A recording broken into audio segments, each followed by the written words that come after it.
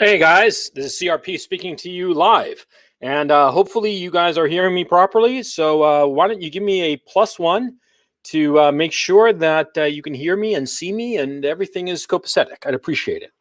So this webinar, and you're going to have to forgive me as always, because I'm my own producer. This webinar is going to be discussing NFTs and cryptos, and that whole scene. Hang on a second, let me just tee up here the slides. Okay, so it's going to be like a regular presentation, like on the typical Sunday webinars, right?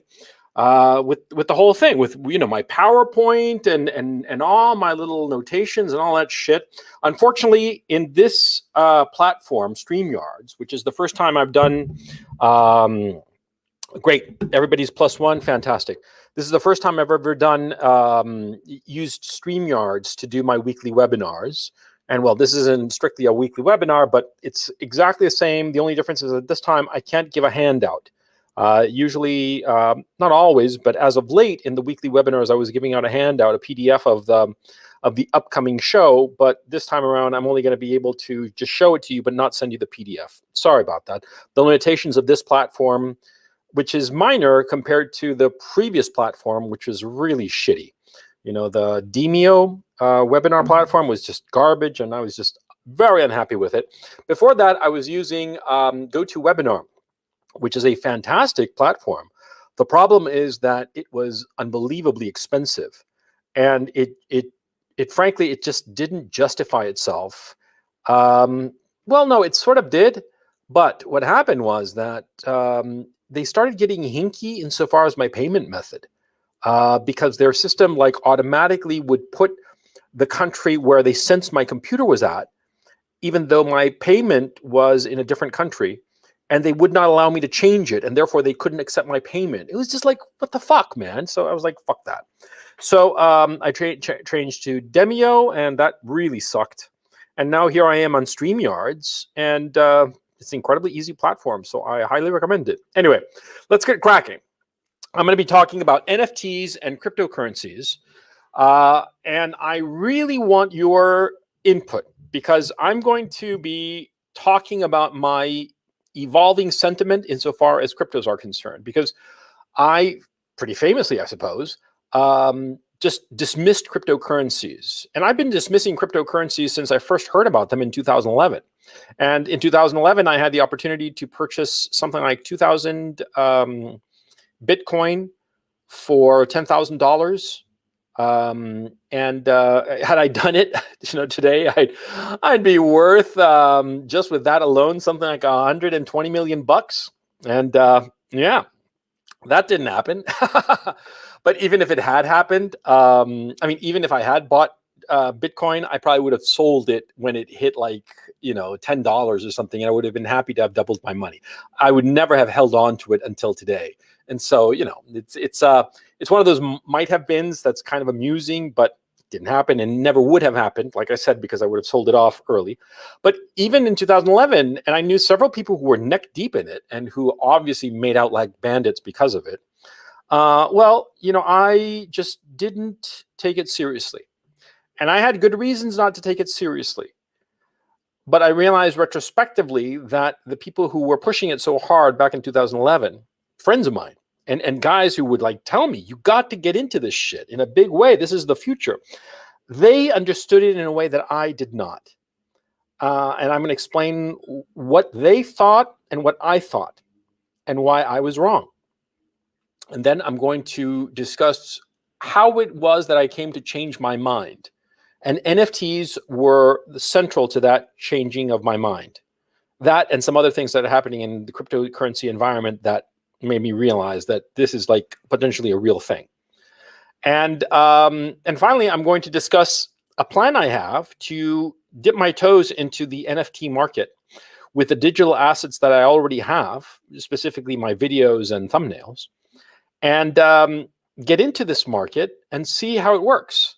See if it can potentially be something with a future. And if it is, then I want to get into it and organize it in a way that makes it sustainable. not in the eco-friendly, sustainable way. Fuck that. Let the whole world burn as far as I'm concerned.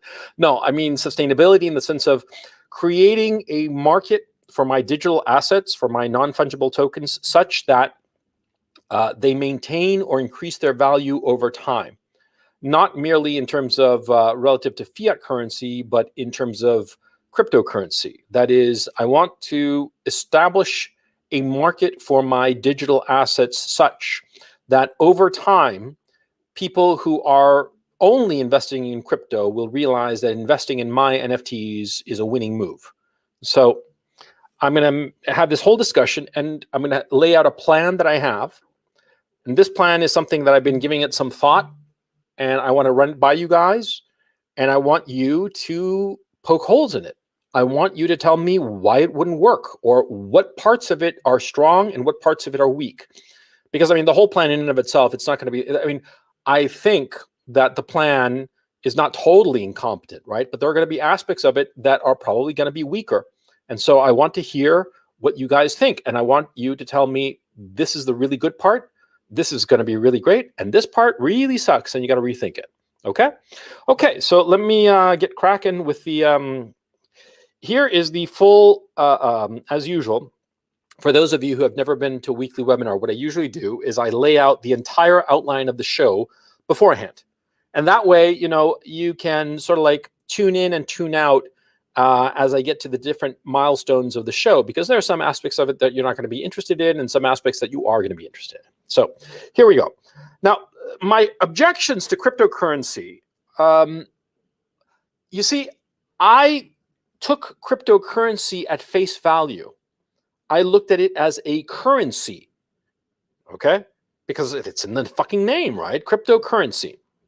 And so I thought to myself, well, if it's trying to be a cryptocurrency, a currency to replace fiat currency or be more solid than fiat currency, then see, right away we have a serious problem, which is that it's not necessarily a sufficient currency for a non-declinable payment. And what does this mean?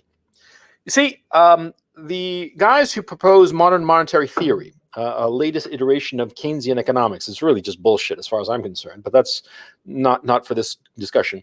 MMT highlighted something or pointed out a truth about currency that is incredibly important to realize, which is that, see, a currency matters because the local tax authority demands you pay your tax in their currency.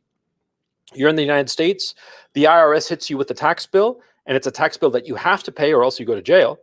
Therefore, you have to pay that. But not only do you have to pay it, you have to pay it in a very special way. You have to pay it in dollars. If you show up with euros or yen or British pound sterling, they're going to laugh at your face. They're going to say, no, we don't want this foreign money. What the fuck? This multicolored bullshit money, that's not real money, only dollars, buddy. And if you go to the tax authority in the United Kingdom, same thing. They only take British pound sterling. The same in Japan, the same in every country in the world. And therefore, it creates an incentive for the people to have that particular currency. In fact, this mechanism is why the dollar is the reserve currency worldwide, because oil is priced in dollars. OPEC, and especially Saudi Arabia, only sell in dollars. If you do not come with dollars to buy oil, they do not sell you the oil.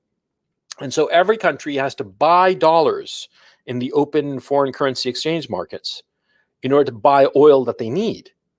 And that is what gives the dollar price support, because all the other countries in the world need the dollar. In a very real sense, you can think of Saudi Arabia and the OPEC nations that have pegged their oil to the dollar as essentially the 51st states of the United States of America, because, excuse me, in economic and financial terms, excuse me, in economic and financial terms, those Middle Eastern states are part of the United States. See, they don't charge taxes, but since they price their goods and services in dollars, they contribute to the American economy. And that's why they're so important. So anyway, my thinking was that cryptocurrencies are not necessary and sufficient currencies for a non-declinable payment, such as taxes. See, Because I always said, like a drug dealer, you can buy drugs with cryptocurrency, sure. But see, a drug dealer is not going to say, if you show up with dollars, he's not going to say, no, no, no, no, no, I'm not going to take your dollars, buddy. Only Bitcoin. He's not going to say that. He'll take your dollars. Okay. And so this notion that cryptos are a necessary and sufficient currency, well, they're not.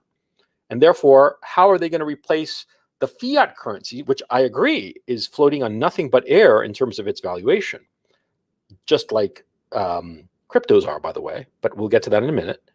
I didn't see how cryptos would replace fiat currency. Now, the other objection that I had was that it seemed incredibly fungible among them. To my eye, especially early on, all these different currencies seemed 6 of one, half a dozen of the other, essentially the same thing. And the differences between them seemed initially, especially back in 2011 and on until 2017 or so, they seemed to be so minor or so inconsequential that for all intents and purposes, they were the same thing. And I thought to myself, well, it's sort of like Coca-Cola, Pepsi, and Royal Crown Cola. What's the difference between them?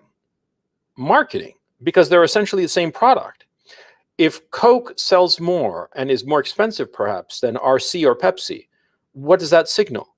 That Coke is inherently better than RC and Pepsi? No, it just means that Coke is better positioned market-wise than RC and Pepsi. Ergo, it's just based on marketing. The valuation of cryptos is based on marketing. And the third thing that was an objection, but it was not an overt objection that I had, but it was sort of like behind the scenes of the whole notion, was the volatility of the cryptocurrencies signal to me a mania, a fad. I thought it was tulip mania because it just went up and down too grotesquely. And a lot of people have different theories, and it's, the 4-year cycles and all the rest of it. And that's all good and fine. But to an outside observer who's fairly conservative, it just seemed absurd. And so I thought to myself, it just seems like a mania, a fad, like tulips. And tulips, what happened with tulips in the 17th century? Well, they wound up costing zero or next to nothing, right? Even the most beautiful ones, even the ones that at one point had traded for houses, which they had in Holland, in Amsterdam. I lived in Amsterdam. And, 3 centuries later, 4 centuries later, it wasn't that there was any memory of the tulip mania, but it still affected the Dutch, okay? And so I thought to myself, it's just bullshit. It's just tulip mania. And so those were my 3 reasons for objecting to cryptocurrencies and thinking that it was just a load of horseshit. Now, what changed my mind? Now, the first issue was non-fungible tokens. When I heard about them because I heard that some random people were selling like Pikachus or some shit like that for like astronomical amounts of money by way of NFTs. And I was like, what the fuck, right? And when I started reading up on NFTs, I understood that, yeah, for Pikachus, that's stupid. But for the art market generally, this is incredibly important. Because you see, something that people who are middle class and lower class, and even people who are upper middle class, do not understand about the art market. The art market is essential for global wealth transference. I'm talking about individual wealth, the rich people. You guys saw Tenet, which is a horrible movie, right? But and in Tenet, a lot of the story revolves around a bonded warehouse. A bonded warehouse is a warehouse that is essentially, insofar as taxes are concerned and duties are concerned, it's a no man's land. It's a storage facility where things arrived and are kept in transit, which makes a lot of sense. Like, for instance, you're importing, for the sake of argument, coffee from Brazil to the United States. And to go from Brazil, it has to go from Brazil to, say, I'm making this up, I don't actually know, Panama, and then from Panama to California. So it goes from Brazil and it lands on Panama, but you don't want to pay duties in Panama. After all, it's not going to stay in Panama. It's just in transit in Panama. And so you keep it in a bonded warehouse. And a bonded warehouse is like this tax no man's land. And from there, you ship the coffee on to California, and it stays there however long it stays there in the bonded warehouse. But what happens is that it moves on to its final destination. While it's in the bonded warehouse, in terms of tax liability, duties. It's nowhere. And see, in a lot of places around the world, there are a lot of these bonded warehouses that collect art. And the one that is shown in Tenet, it's a very interesting Tenet because, see, I understand what was happening. Christopher Nolan has gotten to a very high level. And so over the last few years, he has probably been invited to mingle with the extremely wealthy. And Tenet, in a very real sense, is his report on all the things that he saw and discovered. And one of the things that he discovered, of course, is that the art market is crucial in global finance because it is a way for money to be laundered. And people don't know that. Upper middle class people, and lower class people have no fucking clue. Because you see, you look at a lot of modern art and you say, this is bullshit, this is stupid. You know, like some urinal sells for $1 billion or whatever. I'm making it up, but you know what I mean. So some stupid piece of nothing sells for like a boatload of cash. I mean, there was a fucking banana, you know, pasted to a wall with silver duct tape. That was the art. And it sold for $250,000. And you're like, what the fuck is this all about? And these people actually think that the art is being bought and sold. Nobody gives a shit about the art. What's going on is there is a move of money. Money is being moved around. And see, a lot of this art is auctioned off, sure, but that's sort of like the beginning of the process. Later on, this art is privately sold between dealers. There's a very good movie called 6 Degrees of Separation with Will Smith and Donald Sutherland and Stockard Channing. You should watch it. In that movie, the Donald Sutherland character is an art broker. He puts buyers and sellers together. And see, there's a whole network of people who do this. And this whole network of people, what they're basically doing is like taking off little slivers of the billions that are being moved from here to there. And why is this money being moved around? By way of art, in order to disguise where the money came from and to elude taxation. If you buy a painting and you keep it in a bonded warehouse somewhere, essentially that's like a savings account. And that money just sits there. And it's beyond the reach of the tax authority because it's in a bonded warehouse. It's an asset, a physical asset. It's just sitting there, and you can potentially discount it because you say, for instance, in your tax statement, you say that you bought the painting not as an investment, but as some sort of decoration or something, as an expense. You can expense your art purchases and keep it in some bonded warehouse floating in a no man's land insofar as tax liability is concerned. Okay, it's more sophisticated than merely an expense, by the way.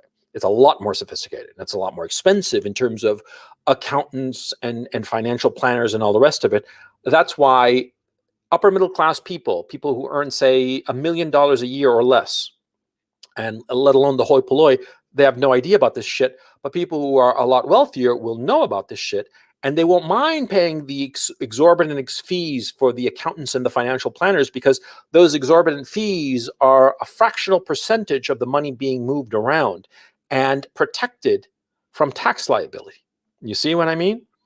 Okay, so that's the art market. And I realized when I understood what NFTs were, NFTs could potentially be the future of the art market in this sense that I've explained it to you, in the sense of it being a way to move money around beyond the reach of the tax authority. Okay. And I thought to myself, wow, this is fantastic, because one of the big problems with the art market is that, number one, you have to store this shit, which is expensive. I mean, it adds up over time. I mean, you keep it there for a month, it's no big deal, but you keep it there for 10 years, then it's an issue. But with an NFT, you don't have that problem of storage, and you don't have that problem of authenticity, and you don't have that problem of potential risk of destruction of the asset, which requires you to pay insurance. You see? Because these bonded warehouses, you keep them there and you have to pay insurance on that shit. And that, again, can add up, not in a short term or even a medium term, but in the long term, when you start parking money there for years, decades, it adds up. But you don't have this problem with NFTs.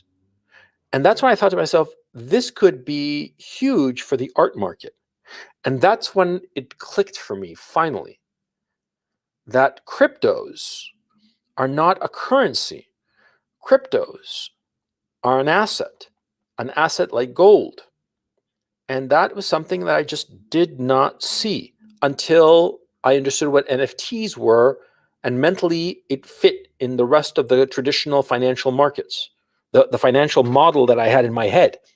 I'd been thinking of it like a currency, as opposed to thinking of it as a asset class like gold, a store of value. And that's when it all became very clear to me. And that's when I changed my mind about cryptocurrencies. Now, the other thing that had happened was that between 2011 and 2021, cryptos are being used for far more sophisticated financial transactions than previously. Before, people just collected Bitcoin, which is sort of like, collecting stamps, which I thought was stupid.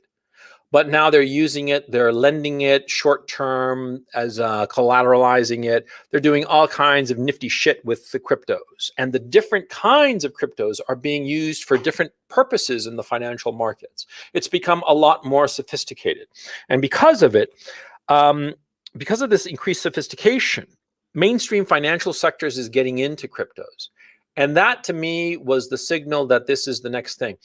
I thought, especially in 2018, when the whole Libra thing that Facebook was building fell apart, and it was very, very clear that it was the SEC and the Federal Reserve that told Zuckerberg and company, this ain't gonna fly. It's not happening. And all of a sudden, everybody peeled away. Yeah.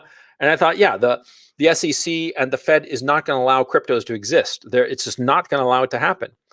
And then this increased sophistication, and I realized, yes, of course, they are going to allow it to exist. And they're going to regulate it and get into it. They're going to try to regulate it at any rate. But it's not going to be that easy. They're going to have a lot of cryptos, like, for instance, on PayPal.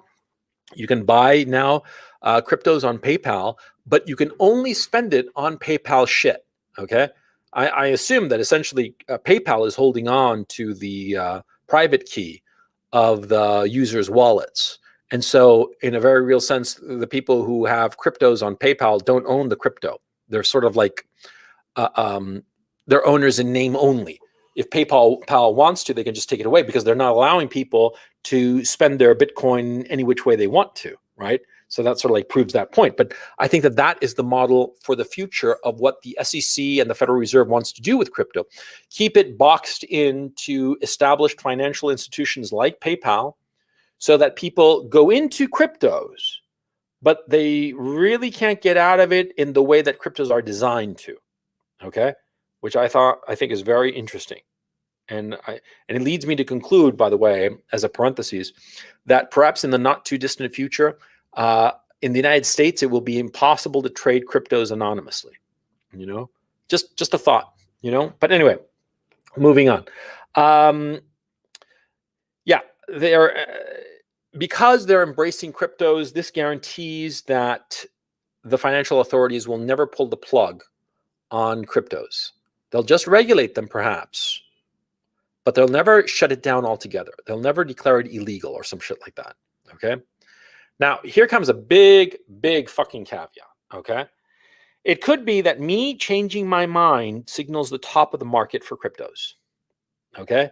Because I was very, very skeptical of cryptos from the very beginning. I understood it clearly in the sense of the blockchain and the security. I never had a problem with the security of it. I've never had a problem with the security of it because I just look at credit card transactions. You zip your card, zip through the machine, and no problem. You get charged exactly what you spent.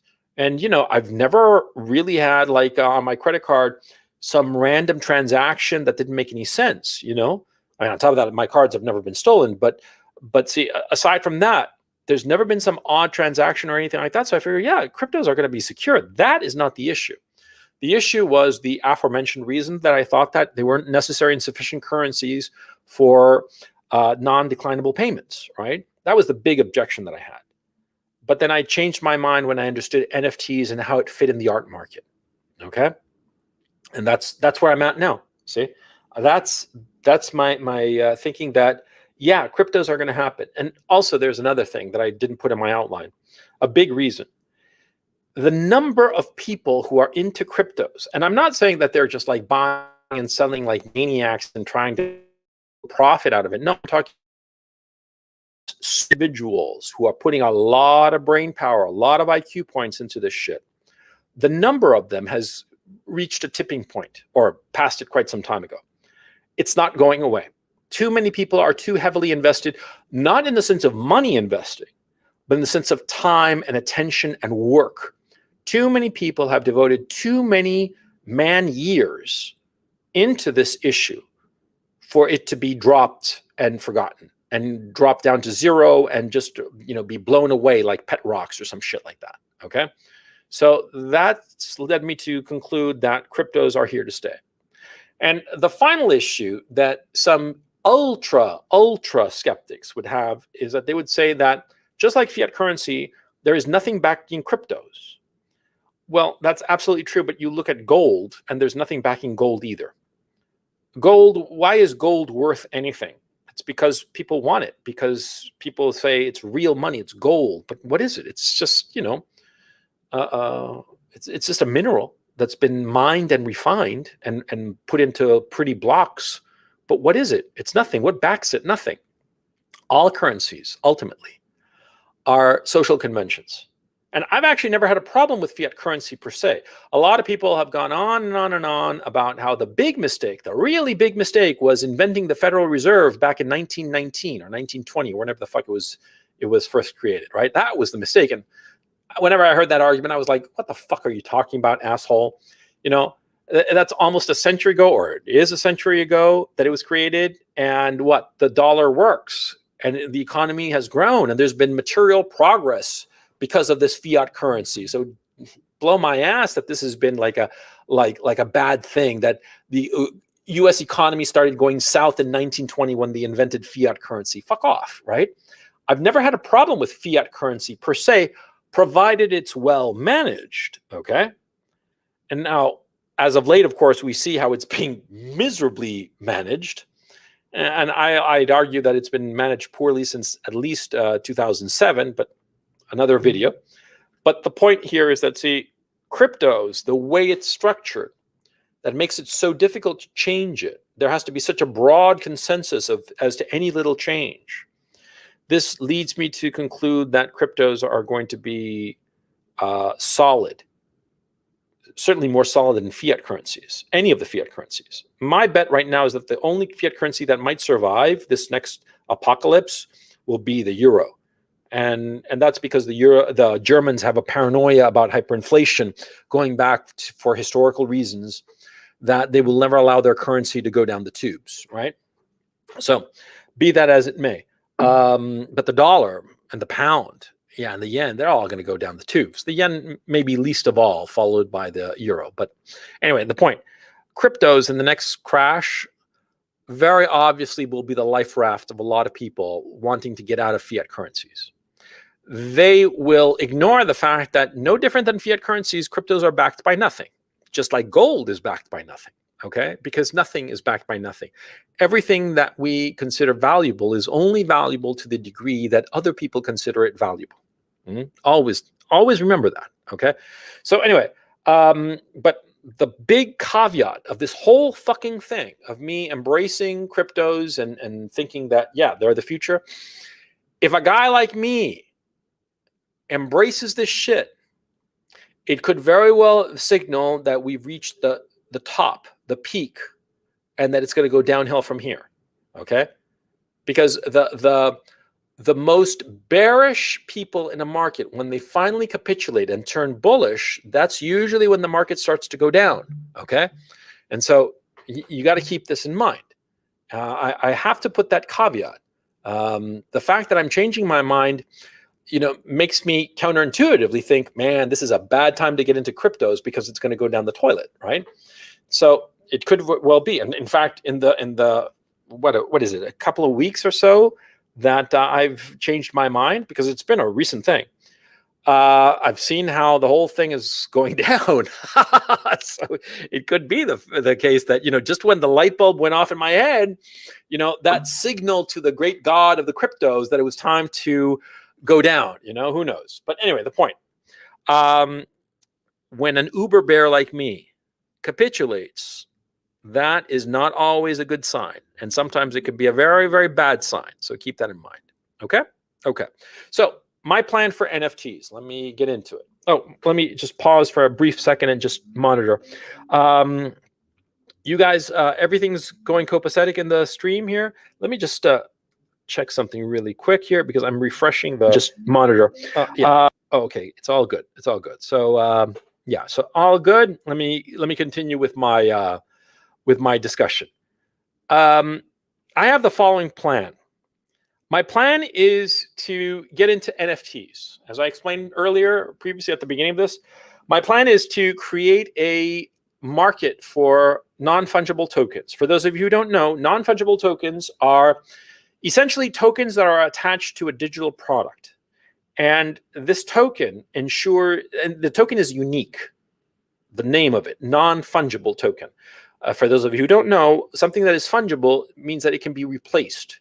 And nobody will notice the difference. For instance, if you have a $100 bill and I give you 5 20s, that's fungibility because the $100 or the 5 20s, it's the same fucking thing. They're fungible. Dollars are fungible. Okay. 1 Bitcoin, 2 Bitcoins, all the Bitcoins are the same. Okay. They're not unique. Okay. I mean, they are unique in a way that is irrelevant to its usage. Just as a dollar bill is unique because it has a unique serial number, but that serial number is irrelevant insofar as its usage as is commonly understood. Okay. Now, a non-fungible token, on the other hand, is a token, a bit that is unique, like a unique art form. Okay. Like the Mona Lisa, there's only one Mona Lisa. There are millions of copies, in different mediums, but there's only one. And no matter how close you try to copy it by painting and all the rest of it, it's never going to be the same because the Mona Lisa is unique. That's a non-fungible token in the physical world. A non-fungible token, insofar as cryptocurrency is concerned, is attached to a unique digital property, attached in a way, linked in a way that can never be broken. Okay? The digital asset can be copied infinitely, but whoever owns that particular token owns it, owns the NFT. Okay? There can be endless reproductions of it, but he has the original. And it's the original because the person who created the NFT is the person certifying it as the original. By creating the NFT, the very fact of creating the NFT certifies it as the original, the unique one. Okay? Now, my thinking is that, see, over the past 3 years, 17, 18, 19, 20, 4 years. Wow. Yeah, I'm coming up on 4 years of doing the channel. Holy shit. I have amassed, between my various channels, over 300,000 subscribers. I've made over 700 videos with their thumbnails, and the thumbnails actually matter because as you know, I make very unique and distinctive thumbnails because I never have my face on it. The very early videos I made, I had my face on them, on a couple of them. But for the most part, what it is an abstract background, usually textured of some sort, with writing on it. And over the last 2 years, I think, or 3 years perhaps, what I've done is that I put the thumbnail into the video in and of itself. It's the first second of the video. And I do this all the time for no other reason. And it started just as a simple hack because, when I was going down the list of all my videos, I realized that, when I would highlight it on the info window right next to it, or the other side from your perspective, I'd highlight it here and the info window would show me the first frame of it. And so I found it much more convenient to put like the thumbnail as the first frame, the first second of the video. And that's how I got into that habit. And so the point that because of this, see, and also I haven't changed my thumbnails because I'm too lazy to do it. It's just too much work, right? I mean, go through hundreds of videos, and why? I think that they're perfectly fine. And I like them because everybody else has their face or tries to be, eye candy of some sort or another.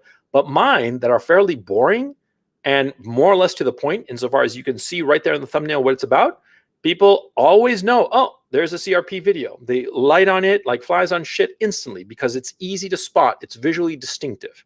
That's why I decided to go that route. But anyway, I have all of these digital assets, and I have a number of videos that have crossed the 1 million view mark.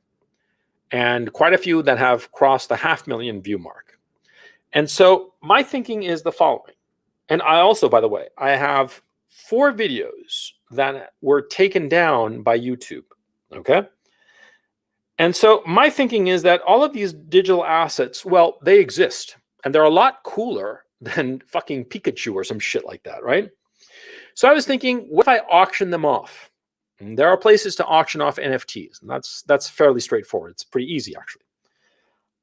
There are, in fact, there's been a lot of interest in the NFT market. A lot of people have made a shit ton of money off of it. And so my thinking is, what if I sell my digital assets in auctions? And I have, periodically a series of auctions, like 3 auctions in a space of every 2 weeks, announce the first auction, on day 1, on day 14 is the auction. And then the second auction is going to be on day 28 and the third auction on day 42. And in each of these auctions, the first auction starts with more assets numerically.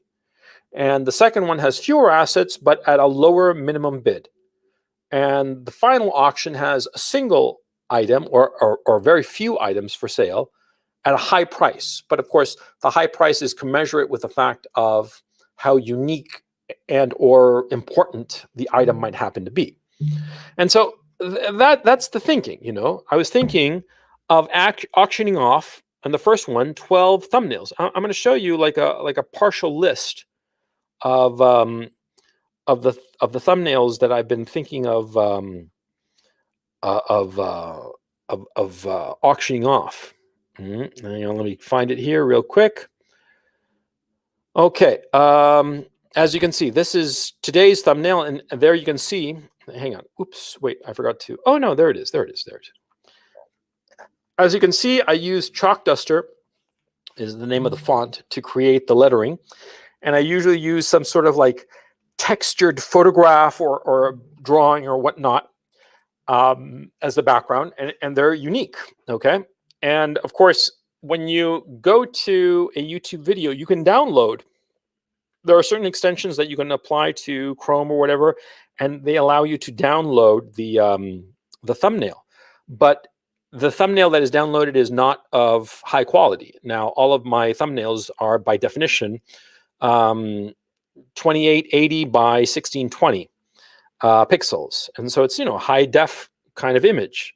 And so the ones I was planning, not this one, this I'm not going to sell because it's not important, but I was going to sell this one, Recognize and Avoid Women Who Are Damaged Goods, which was not the thumbnail, the actual thumbnail that I put, Women Who Are Damaged Goods. That's the one that was on my video that became my biggest seller. But you see, the original thumbnail was this one, and I changed it like 2 days after I posted it because it was too low contrast, because the white on the light blue background made it hard to see. But the thing is, see, in the actual video, you see on the screen of my computer this thumbnail, even though this one is the one that is public, okay? And it's been public since like the second day after I posted it. I posted it back in 2018, I think. And so that's the second one. Autism is a Choice.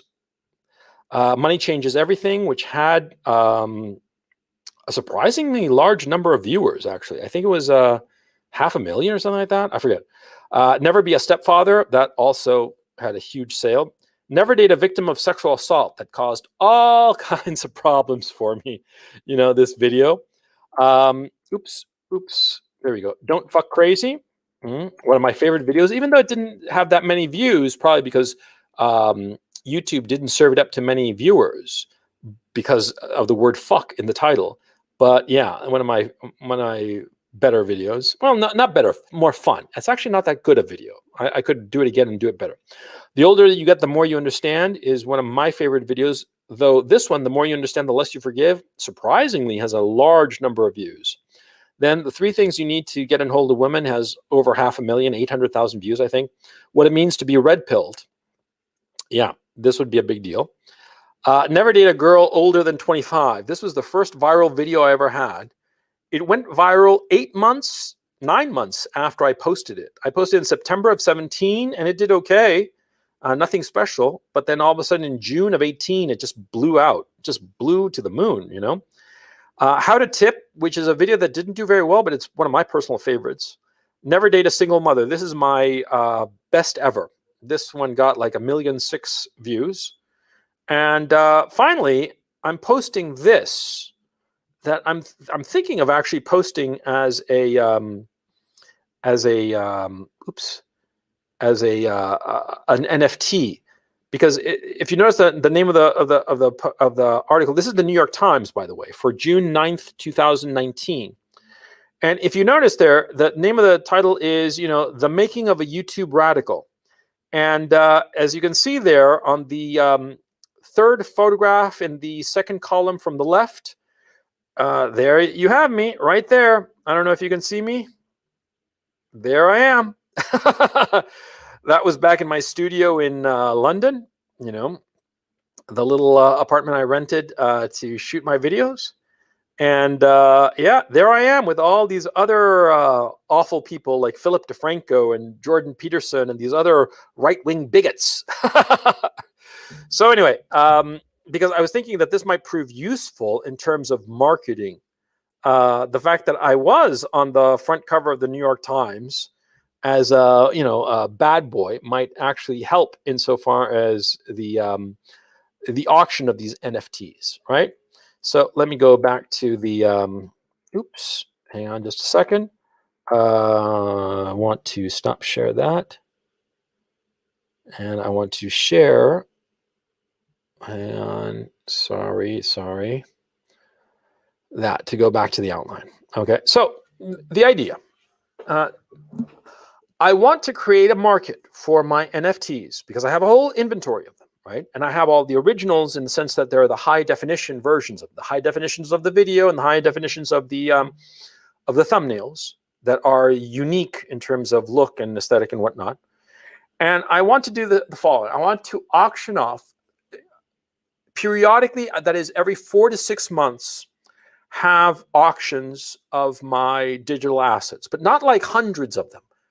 No more than a couple of dozen, tops. I mean, absolutely tops. In the first round, I was thinking of auctioning off 12 thumbnails and pricing them at 1/10 of an Ethereum. Now, Ethereum coins are, I believe, $1,400, $1,500 as of today. It's been on the downslide, right? So 1/10 of a Ethereum would be about $140 as a minimum bid for the NFTs for this first round of 12. Now these 12, it would have, like, for instance, maybe 1 or 2 that were like really controversial or noticeable, and the others are less so, and they'd be more like personal favorites of mine, like How to Tip, for instance. That's not a video that was particularly important in my career, but I've always liked it. You know, there's another one called Your Life is a Car that I didn't show it there in this group, but that's also one of my favorite videos. And the thumbnail is not particularly unique or that interesting, but it's always been like one of my favorites, and so that's why I figure that I put it there.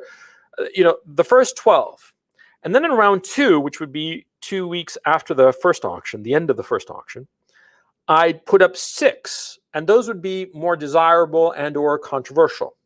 Okay.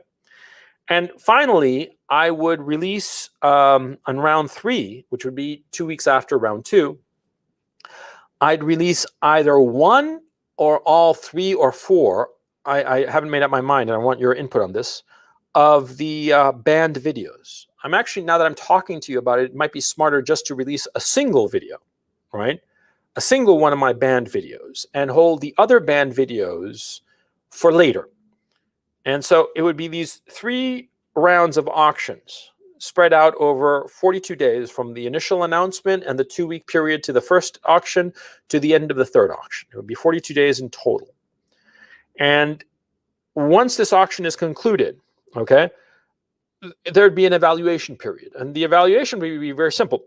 Was there a weak market? If there was a weak market and it didn't really, there wasn't like, if there were a lot of items that remained and never sold and that and such, then clearly, you know, there isn't that much of a demand for my for my product, for my digital assets. And I'd probably, conclude it, I mean, if I put up 12 thumbnails, right, at a tenth of an Ethereum each, and, say a third of them didn't sell, and of the other ones, the highest bid was, say, half an Ethereum, then that would look like a failure. It wouldn't be so much an issue of I didn't get a high price for the thumbnails, but rather the failure of 3 out of 12 to sell. And that would prove that the market is weak. Mm-hmm. But if all 12 of them sold, even if they only sold, like, say, for the highest price sold was, say, 2/10 of an Ethereum, and the lowest one sold for, say, for the sake of argument, 0.12, 12% of an Ethereum. That is, there was actual bidding in the one that sold the cheapest. Well, then that would show me that there's an actual market for these NFTs, and I would continue. Okay, I mean, in the case of doing like 3 auctions, I do the 3 auctions no matter what, no matter, even if the first one there was no sale of anything. Well, if nothing sold in the first auction, then I would not do a second one, because that would be embarrassing, right? So, well, these are issues that I have to define, and I appreciate your thoughts. Question: at what failure point of the first round should I stop the second round? And at what point of failure of the second round should I stop the third round? Okay. And what would qualify as a success of the 3 auctions? Suppose I carry out the 3 auctions and everything sells. What would be the parameter of success? Okay. That's question number 1. Okay. A parameter of success that would justify doing, in 4 to 6 months more, another round of NFT auctions. Okay. That's, question number 1. Now, if the market is robust, that is, all the items sold, and there were bids on all the items, okay, and the items sold at a minimum of, say, 50% above the minimum ask, right, the floor of the auction, right, that to me would be a success. And I would continue doing this, because I recognize that, see, like in any art career, like any career of any artist, when an artist sells all of his work, even if it's not for a lot of money, he has a career, because there is interest in his work. And therefore, the work that he produces in the future will find buyers, if only the people who already bought the first time around, to increase their collection. And so my thinking would be, if all of the assets, all of the NFTs sold in the first, second, and third round for, better than 50%, at least 50% of the initial bid, then definitely, yeah, I'd go 4 to 6 months later, do another, and keep on growing the market for my NFTs in a very deliberate and systematic fashion. Okay. Yeah. And eventually, I figure, if I continue on this pace, there would come a moment when I would have depleted my inventory of banned videos, and at that point, what I'd probably do is create unique videos that I would never release and sell only as NFTs. And the owner could do with them what they will. Release them or whatever. Remember, as I understand it, and somebody correct me if I'm wrong, when you sell the NFT, you're not selling the copyright of the work. The copyright still belongs to you. Okay, so the person who buys it, they cannot exploit it, I believe, for material gain insofar as the exhibition or transmission of it. But that I'm not really sure. But that's, something so far down the line that doesn't really matter at this point. So anyway, this is my plan. Oops, I fucked up there. Hang on, let me fix this. There we go. This is my plan, and I want you guys to, I want to bring you guys on, and I want you guys to tell me what you think. How many people are watching this fucking thing? 61. Holy shit. Oh my goodness. Lots of tell me what you think. Hang on. Okay, so this is fantastic. So let me just organize myself here. Hang on just a moment. I'm going to, oh, if you guys are interested, I'll show you the banned videos. Because they're, oh shit, there is no way to show it easily. Okay, I'll tell you the names of the banned videos. Women Are Like Dogs. You remember that? That one's on Patreon. A video called Nigger that I made when, you remember PewDiePie was playing some game and there was some tough opponent or something. I don't know if it was an NPC or a real or a PC. And he finally killed him and said, oh, the nigger's dead or something like that. And everybody freaked the fuck out. Actually, if he said that today, he'd be canceled. This was like 3 years ago, I guess. I did a video. Yeah, this was back in 2017. I did this in September of 17 called Nigger. And it wasn't, of course, calling anybody nigger. It was basically me saying, are black people so fragile that if anybody says the word nigger, they freak out and they melt like fucking ice cream cones? What the fuck, right? And that video was actually not, what you call it, banned. But I took it down like one step ahead of it getting banned. And at the time I had 2 strikes. So it was an issue, right? The third one is called Ship of Theseus, right?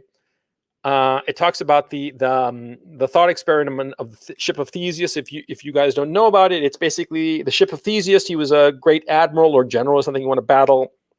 And the Greeks took his ship and put it in a museum. And that over the years, the wood of the ship would rot away. And so they'd remove the rotten pieces and put in fresh wood until eventually they'd replaced all of the planks of his ship. And so the question is that really the Ship of Theseus or is it another ship altogether? Which is an interesting point because I use this to discuss the issue of mass migration. And YouTube struck it down. They didn't give me a channel strike for it, but they removed it. Yeah, and the other one was how to compliment a girlfriend. Those were the 4. How to compliment a girlfriend, because I said that, you know, you should treat a woman like a pet and feed her tidbits like treats. Okay, your compliments should be short and sweet and you know, not go overboard. Okay, and YouTube didn't like that. It was pretty fucking funny. But anyway, let me go back to the screen here, and this is what I'm going to do. I'm going to, yeah, I've copied the thing and I'm posting it to chat. And anybody who has like something coherent, cogent to say about this, hop on. I know that there was a guy who commented. He said that he'd been on cryptos for like 5 years or so. I'm interested in him hopping on. Hang on a second. Let me find the name of the guy. He was here. He left a comment, and his name is Ray's Precher. Ray's Precher? Ray's Precher, I guess. Okay. Ray's Precher, yeah, he's a longtime supporter, so definitely hop on. And yeah. You guys should see it. It says CRP Patreon, and there's a StreamYards link. You know, I'm gonna hang on a second. I'm gonna do something smarter. Oh, I can't. Oh fuck. Anyway, don't put by amp because then I don't know who you are, and I'm not gonna pull you on. Put like a regular name so I know who you are. Or if by amp is the name of your no, do something smart by amp. Change your name. And SpongeBob SquarePants, put the name that you use on Patreon so I know who you are.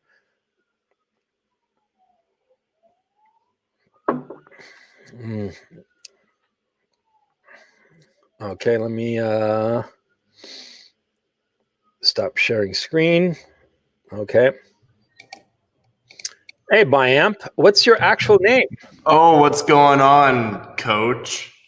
I didn't actually expect you to bring me on, but happy to be here. It's Jared from the Okay, Patreon. well, change your name to Jared. And by the way, who is yes, SpongeBob SquarePants Seb? Great. And somebody called Felix. Your device is not connected, buddy. Sorry. So what's on your mind, Jared? Nothing much with the name by AMP. That's what I have. That's what Well, I'm loaded in in okay, crypto. yeah, I want like comments on what I discussed. I mean, I know, I know. okay, I've been talking for an hour. Well, with NFTs, I actually loaded up on a lot like last month. Okay, you're not helping out. I'm not helping. All right. No, I don't care what you did. I want you to tell me why you think what I'm proposing is a good idea or a Oh, it's a bad. good idea. I like it. What's the bad part of it? I didn't know the bad part. I shouldn't have hopped on. Okay, great. See you later, man.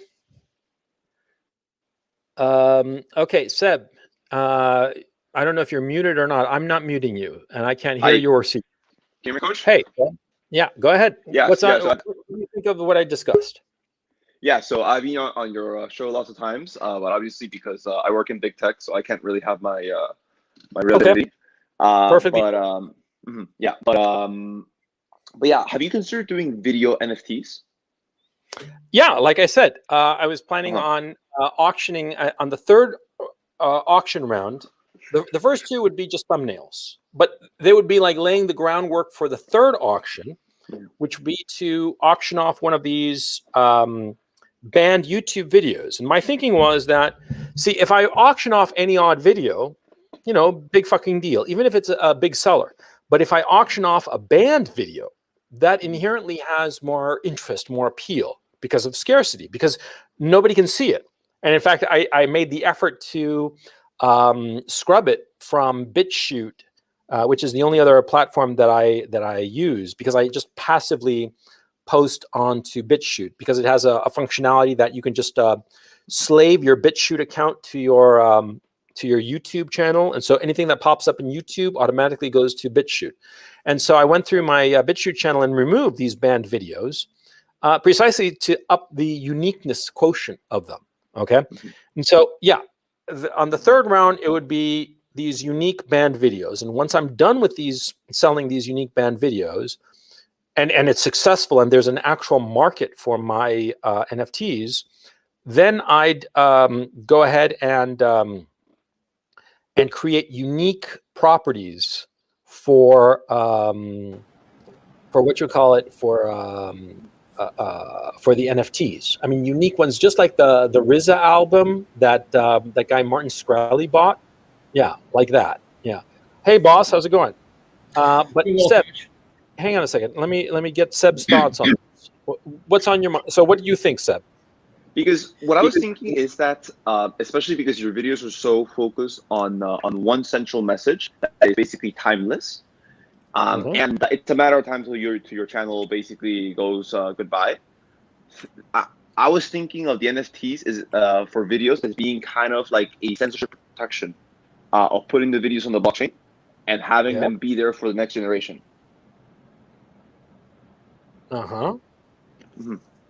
And then whoever actually owns the videos could, like, maybe, I don't know, like lease the videos or like do something with that, or just like share the videos, but whoever has like the actual NFT owns them, owns it.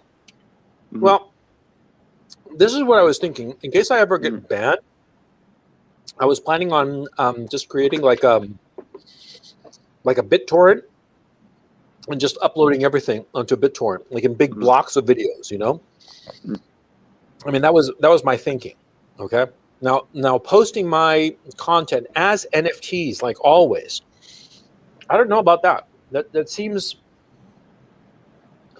I'm very interested in this aspect of the art market, I suppose. I'm very focused on it because I understand the demand in the art market. Okay. Because it's a market that I have participated in peripherally. Okay. I purchased a few paintings here and there just for fun, just to have them on my wall as interior decoration. But when I was growing up, I knew several people very, very close to me who were very deeply involved in the art market and who used it for the reasons and in the manner that I explained previously as a way to move money around. Okay. And so my thinking of getting involved in the NFT market is like that, to use it as a what you call it, what you call it, the as a virtual art market, you know. So that's what I was thinking. Interesting. Boss, what do you think? What's on your mind? What do you think of my presentation? So I mean, I like it. I mean, I think that, you know, I mean, I believe artists that should be compensated handsomely for whatever they do. That's my own personal thing, especially controversial ones. Mm-hmm. I see, you know, but there's another side of me that I have a concern about the entire picture of cryptocurrencies and especially in this case in NFTs. To preface that, I want to address one other thing. So if you're concerned about, okay, I need something that is going to validate this as unique as I am the creator of this file, correct? Yeah. So I would recommend you could look into steganography. And steganography is basically just hiding a file within a file. So you could have a piece of text or even a picture that's hidden within a larger file. And that's definitely something that could probably help you along with that. Also, you know, the pornography industry has actually has put a lot of R&D into protection of intellectual property. So another possibility is digital watermarking.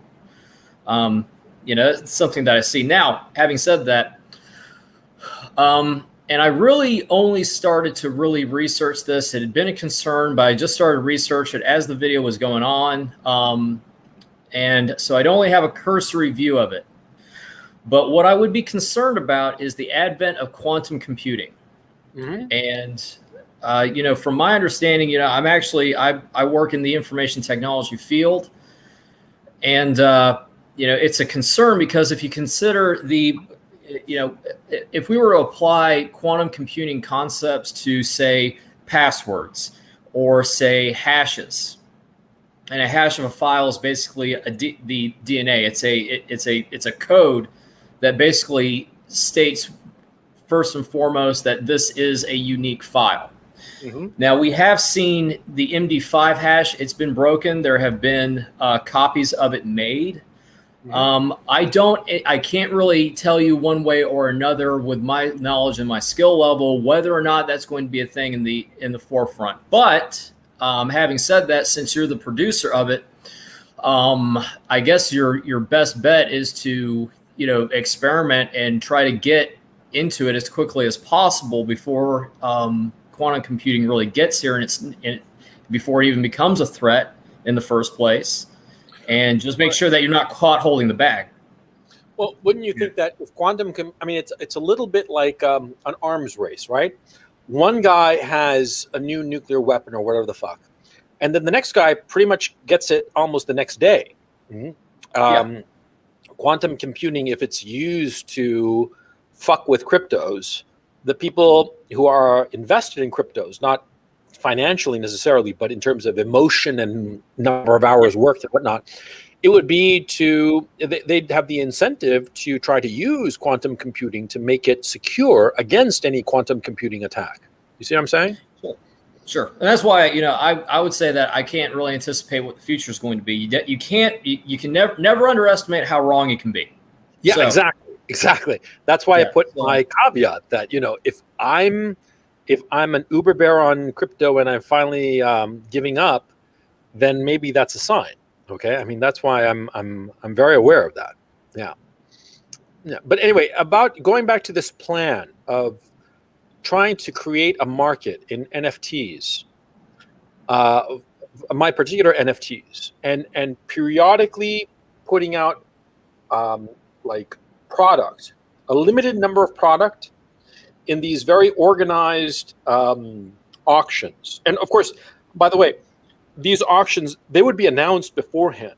People would know that it's going to be like 3 rounds of auctions over a 42-day period, and that, you know, I'm not sure whether to release the actual thumbnails and products for each level or to have that as a surprise. I don't know about that, but the point is, people would know that this is the strategy, and I'd make it I would emphasize the point that my goal is to create a deep and stable market in my NFTs.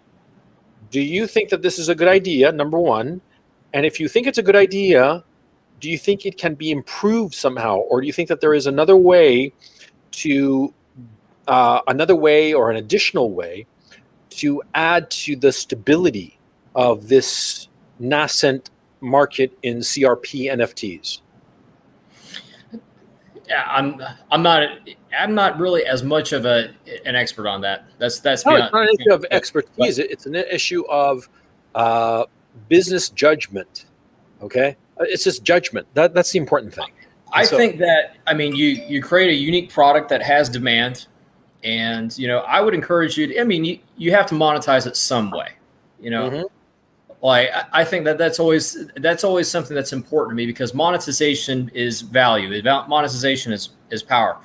And, you know, outside of, you know, just the idea that, I mean, right now they're talking about Nyan Cat. They're talking about, I think that there was, who was that?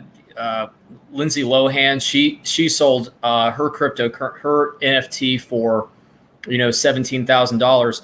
If yours, you know, if it goes up for auction and it hits $1.5 million, I can't think of anybody that's dyed their hair blue or red or purple. I don't know any other way that could really, you know, that could really just anger them that much. I encourage it. You know, because you're not coming in as necessarily an investor. You're coming in as a producer. So I think that your risk threshold is pretty low at this point. It's significant. You know? No, I mean, look, I don't have to produce anything because it's already been produced. All I have to do is just organize this and you know, put it on the flag, raise it up the flagpole, and so that people know that this is happening. But I'm wondering if there are ways, or I'm asking out to the whole chat, who knows of a way to increase the visibility of these NFT auctions to market players who would be more interested in this kind of thing. I think that for what you're doing, I mean, if, you know, like we say, you don't want to be first, you don't want to be last, right? Yeah. So I haven't heard of anybody particularly controversial that has put out an NFT of an image or a concept or a statement that's extremely controversial. But the moment that you do, just like with the New York Times ad, I mean, if you get the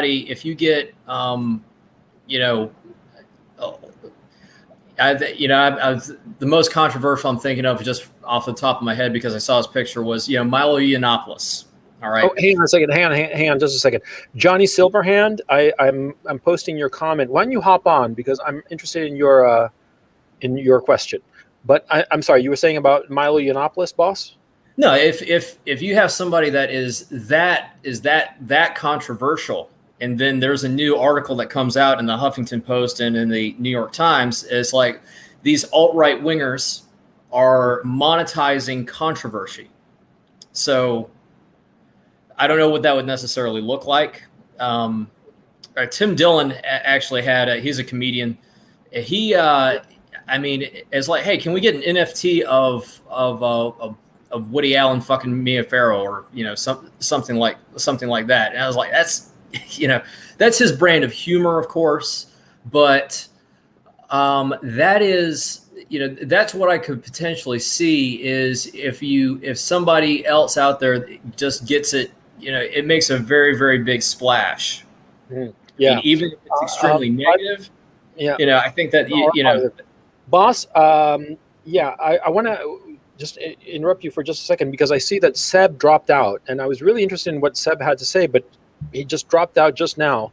I'm yeah. philosophizing, so I mean, I've contributed as much value as I possibly can now. So. Okay, great talking to you, boss. Take it easy. Now I'm anybody else, because I look, Johnny Silverhand said the following. He said the tech is going to improve over time. Oops, no, not that comment. It was a previous one. Let me find it. And by the way, there are Felix, GFH, and Owen Silverhand. Our device does not connect. I suspect that you're on a cell phone. I think that cell phone doesn't connect, or you have to do something. Johnny Silverhand asks, could NFTs be used for purposes other than art in the future? Yeah, that's something else that I found really interesting. It could potentially be used, NFTs could potentially be used as essentially shares in a company. And this I find really interesting, because if you have, stock markets are centralized. What happens if you have companies where the shares can be sold anywhere?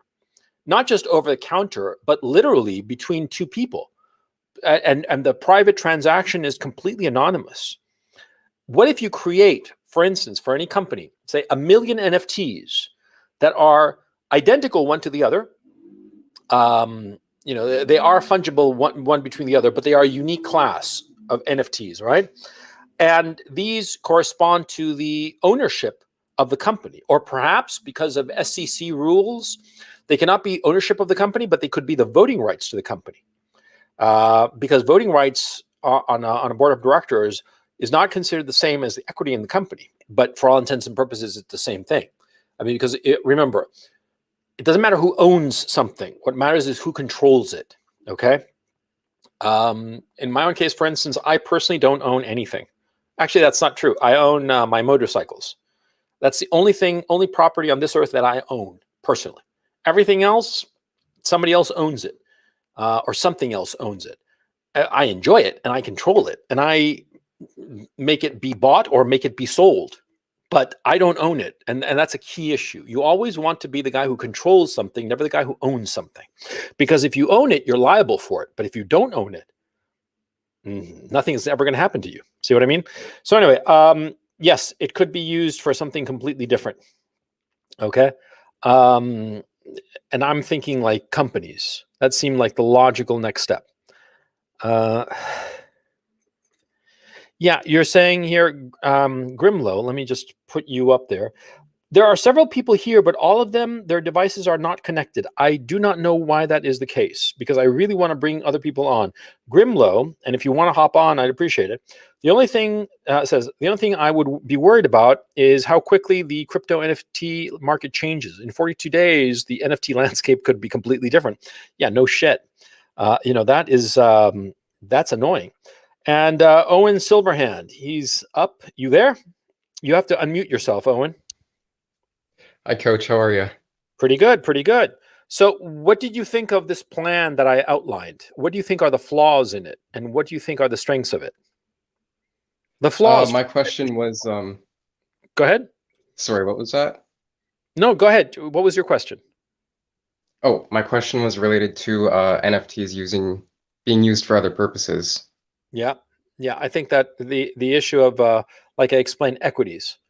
Equity is a control in a company. That would be the future of it, I would think. What about you? Can you imagine other uses for it, for the technology? I was thinking more along the lines of when it comes to like documents, legal documents and ownership for houses, cars, stuff like that. Yeah, definitely. Definitely. Sure. Yeah. Sure. Yeah. That, like, for instance, a particular VIN number of a vehicle would be attached to a particular NFT, and that's how you would transfer ownership. Yeah. Yeah. Hey, Grimlow, how's it going? Hey, it's going all right. How are you, Coach? Pretty good, pretty good. I wanted to ask you, Owen split. I didn't kick him. Grimlow, yeah, so you had a really interesting point. What do you think of my whole plan? Because do keep in mind, guys, I did this spur of the moment because I really want to get your input about this plan, because I think it's a sensible plan. But of course, when you figure out a plan, a lot of times you don't quite see the negatives because you're a bit blind to them. And sometimes just somebody just tapping you on the shoulder and pointing to them is enough for you to realize, oh, here's my mistake, or here's something that wouldn't work on this plan. And so that's why I'm so interested in getting your criticisms of my plan. So that being said, Grimla, what did you think of my plan? I think it's a good idea. I think while the market is the way it is, you should take advantage of it. Mm-hmm. But like I said, as it's coming, we really don't know what's going to happen to it. So I like the idea how you're kind of gradually going into it and not putting everything up at once or something. So, but at the same time, like I just, I don't know, I'm kind of worried it might collapse or it might take off, or there might be a better opportunity later, or maybe a few years later. But that's the only thing I can think of. Okay, here's the two possibilities: that the market collapses or the market goes to the moon, right? Right. So if the market collapses, right? Even if I'm in the middle of this auction or shortly thereafter, it will not have cost me anything in terms of time and effort, because these digital assets, they already exist. Okay, the biggest problem I had was going through my computer and finding them all and putting them in neat little folders. Okay, because I sort of like tended to just toss them all over the place on my computer. That was my biggest problem. Okay, so that's right. It's an insignificant problem, right? All the man hours to create the videos and the thumbnails, that's already in the past, sunk costs. So I don't have to worry about that. So if it craters, no big deal. I mean, it's not going to hurt me one way or the other. Now, if it shoots the moon, I have more digital assets. Okay, let's suppose this. It's not so much that it shoots the moon. Suppose I go out there and it does okay, and then later it shoots the moon. If it does semi-okay, and then it later shoots the moon, I can still offer more content to take advantage of that moonshot. Because it's not like I'm going to be shooting my entire wad in this first round of auctions, see? Because like I showed you, I'm only going to put up actually less than 20 individual items out of a catalog of close to 1,000, if perhaps more than 1,000, between the thumbnails and the videos, So it's not going to be that big of a, I mean, if I go out in an auction and then later it really takes off, I can still get on that rocket ride. So that's not a concern, because like I said, I'm not shooting my entire wad. Right. And there's also things such as there could be developments outside of the Ethereum chain. I don't know if you looked into that very much. Like I do a lot on the Binance Smart Chain, and there's NFT marketplaces coming up, like being made right now on that. So there's other opportunities there. But yeah, I mean, I agree. You should take it, like go in now while it's hot and see what you can do with it. So just something to be aware of. Is anybody here on chat, like somebody who knows about NFTs and has had some experience with the NFT market? If anybody is, I'd really appreciate you hopping on. Let me just put the link again in the chat. Okay, I can't put it in the description because for some reason I can't seem to. Oh, I'm on the wrong account. That's why I can't do it. Okay, I can't fix it. So fuck it. But anybody who knows anything about or has direct experience in the NFT market, I'm really curious about what people think, because my experience with artists, okay, is what they usually do. This is the typical career of an artist, of a commercially successful artist. If you understand that the art market is, as I explained before, for all intents and purposes, a money laundering operation, but very polite, but essentially a money laundering operation, then you realize that it all starts with the artist. And the artist, the successful artist, the commercially successful artist, they go to art school. And they're usually people who do well in art school, not because their art is particularly better than others, but because they spout the right bullshit and suck up to the right people. It's very political, okay? And as they suck up to the right people, those people put them in touch with the right gallery owners, the right people being professors. And these professors, these art professors, are working artists in their own right. Now, these art professors put them in contact with art gallery owners, and the art gallery owner will stage periodically, shows of emerging artists. And those emerging artist shows will have, like, say, a dozen artists or something like that. And it'll be like 2 or 3 or 5 pieces by each individual artist, depending on the size of the gallery and other factors. The factor is usually space. And they'll put out all these projects, and then what they'll do is that they will offer they'll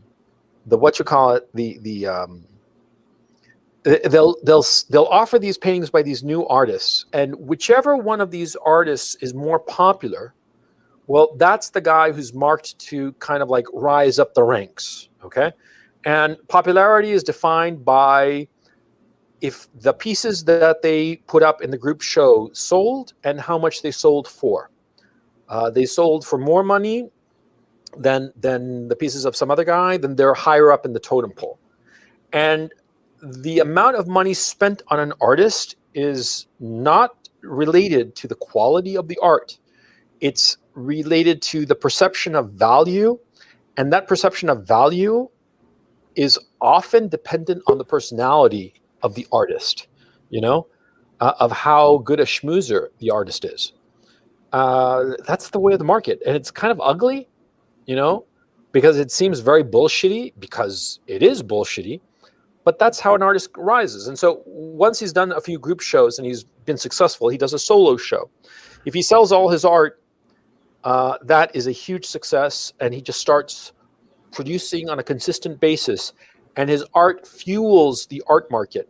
And what happens is that his work goes up in value in a steady incline, okay? Just up and up and up and up. And what happens is that it rises slowly at first, and then it just curves up, okay, as he gets older, okay? And that's why late work by famous artists often goes for astronomical sums. And then after the guy is dead, it's his early work that goes for astronomical sums, okay? Because that's the way of the art market, yeah? So anyway, that is how it works, and I'm interested in essentially replicating that model in the NFT world. And the fact that people are buying fucking Pikachus and they're buying land in some video games or shit like that. I mean, you heard about that, Grimlow? Yeah, I know what you're talking about. What the fuck is that? I mean, please explain it to me. I don't. I mean, people just assume it will have value, I guess. Like, I think the one you're talking about is called Deets. They're buying like real estate in a virtual reality. Oh man, you're totally robotic. And I didn't it's catch selling what you for said. a lot. Yeah. I mean, it Chewy is has. what it is, I guess. Yeah, And Chewy. If you can hop on. that'd be have great. you looked at the stuff like crypto punks and moon cats and stuff like that? No, what's that? They're the ones What's that are that? selling for millions. Right. What the fuck is that? I don't think You're roboting. Something's up with your connection, or perhaps my connection. I don't know. Chewy has this really interesting comment. He says, one issue is the Patreon subscribers might feel cheated, since Patreon was made only for content that might be banned on YouTube, but selling banned digital assets was the point of Patreon initially. Good point, Chewy. Good point. But see, I'm not selling the digital asset. I'm selling the NFT of the digital asset. And by the way, I posted on Patreon my banned videos. So you just have to look through the index. When you go to the FAQ, at the very top of my Patreon feed, I have it pinned there. You go in there and you look for the index, and hop there, and you can find my banned videos. and Grimlow dropped out. I'm thinking that his internet connection was a little bit dodgy. Positron we did a deck or something or other said in some games you can make money on this real estate, on this digital real estate. Okay, that's just fucking bizarre. I mean, sorry, man. You know, I'm a boomer. What the fuck? What can I say? Leo is here. Leo, what's on your mind? Hey, Coach, can you hear me? Yeah. What's up? My issue with NFTs is for the average person, the more you comprehend what an NFT is, the easier it will become to sell them. Yeah. And so therefore the NFTs that will become valuable are those NFTs created by people who are well known. So what would be the bragging right when I get your NFT? Outside That's of a fair Coach question. Red Pill. That's a very fair question. I don't know. I suppose people who collect NFTs, for them, it's important. Ultimately, value is in the eye of the beholder. I mean, some people look at a diamond ring as the most important thing ever, and other people think it's just a shiny rock. So it's all depending on the eye of the beholder. Yeah. Now, Grimlow, yeah, I know your connection is bad. Yeah. I see this as a good idea within the Coach Red Pill circle. Like I can get your NFT and brag about it to other Coach Red Pill subscribers. Yeah. But outside of that, it would be kind of difficult to explain what I possess. Yeah, I agree. It's something I understand that, but it's by the same token, and forgive the pun, it's like when you own a Bitcoin, you know, what's the bragging right of that? Well, it has value, I suppose. Yeah. Yeah, Bitcoins is getting, I mean, more people know what Bitcoins are. Yeah. I mean, I'm sure someday everyone would know who Coach Red Pill is. But for now, that's not the case. You're still growing. Yeah. Look, I'm gonna have to think about this whole thing. Yeah.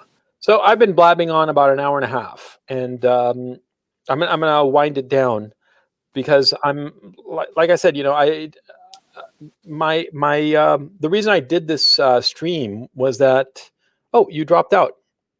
I didn't kick you out.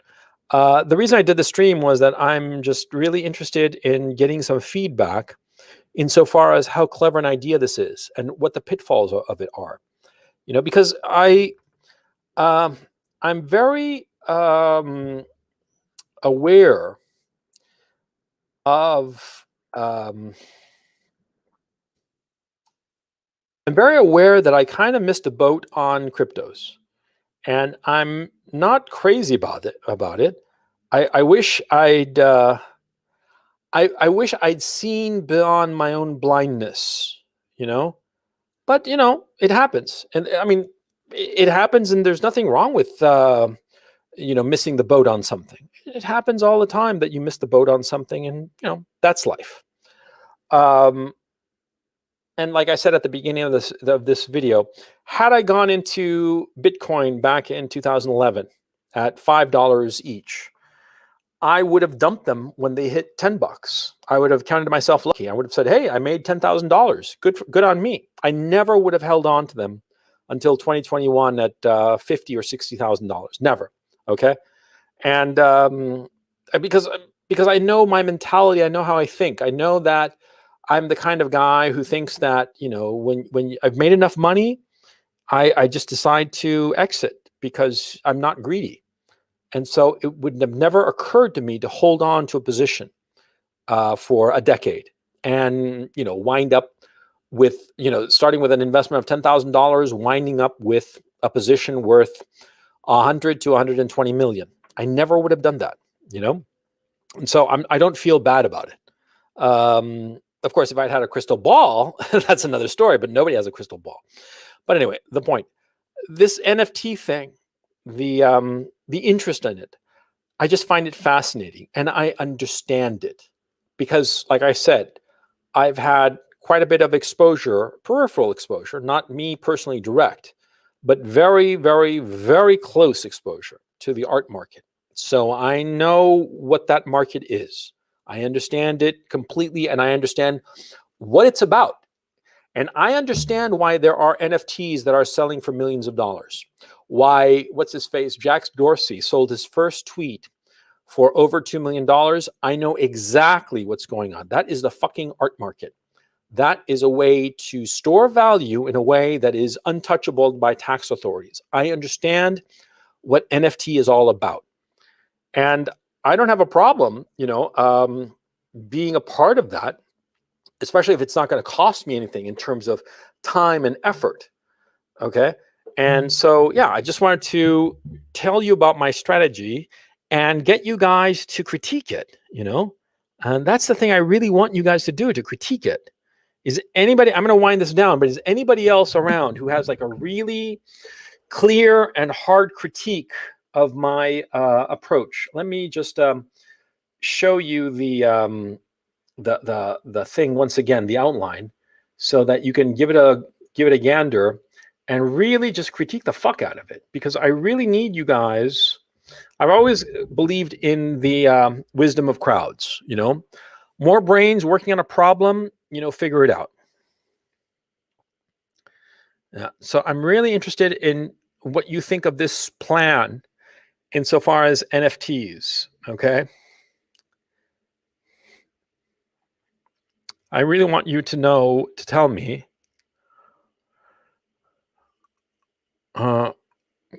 Conquistador Clarence has a very good point. Who, with regards to your NFT, will pay out the wazoo for controversial shit? That's a very good question. I don't know, Conquistador, but that is not my priority at this point. My priority is to see if this sales plan would be the right approach to maximizing interest and potentially building a market.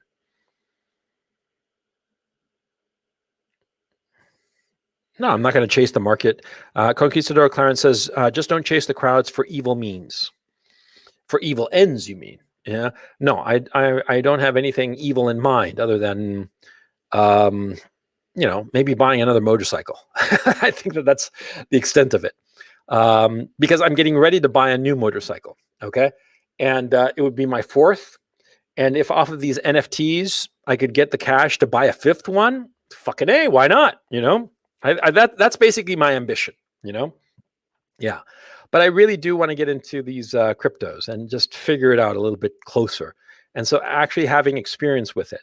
And so, yeah, that's my thinking at this point. And Ethereum, the more I read about Ethereum, the more I like it. I like it more than Bitcoin. Okay. And so, yeah. Okay. So nobody else has any question, any comment? Let me just go to the chat, the live chat. If you have what you call it, a comment, just pop in. Here's the link once again.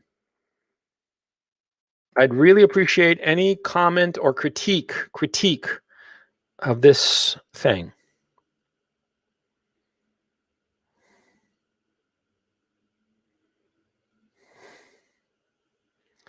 Johnny Silverhand says, what if you created other NFTs apart from your thumbnails, like your channel logo, and call them CoachCoin? Yeah. That's something I've been thinking about, actually. Here's the comment. Yeah, I've been thinking about that very much. But I want to try this out first before I go that route of creating CoachCoin, literal CoachCoin.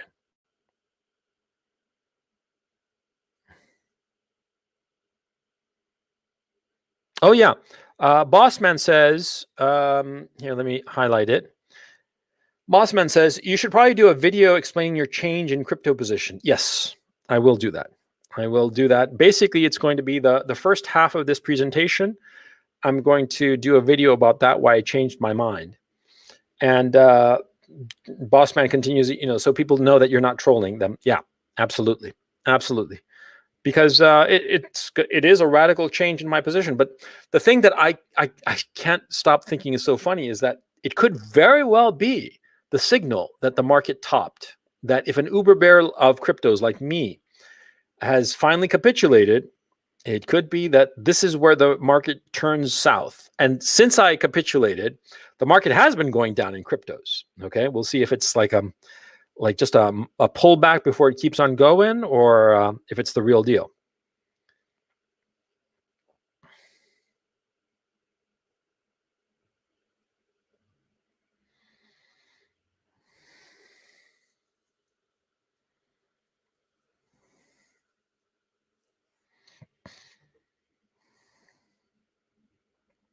Yeah. Okay, guys, it seems that nobody else has any questions or any comments, so I'm going to wind it down. I want to thank you very, very much for having been a part of this webinar. And on Sunday, there's going to be another full webinar. I haven't made up my mind what it's going to be about, but I'll be announcing it and posting it on Sunday first thing. It'll be at 11 a.m. Eastern Standard Time as usual. And yeah, I'm really looking forward to it as always. I mean, I really like doing webinars. It's just a lot of fun. And if you're not a member of the webinar tier, I'd suggest you join it. I'm up to webinar number 52. This Sundays is going to be webinar number 52. So it's going to be exactly a year since I started doing webinars. And it's something that I find very, very satisfying. And people enjoy it. And so all good, So anyway, it's been great talking to you guys. And I hope to see you soon. So catch you later.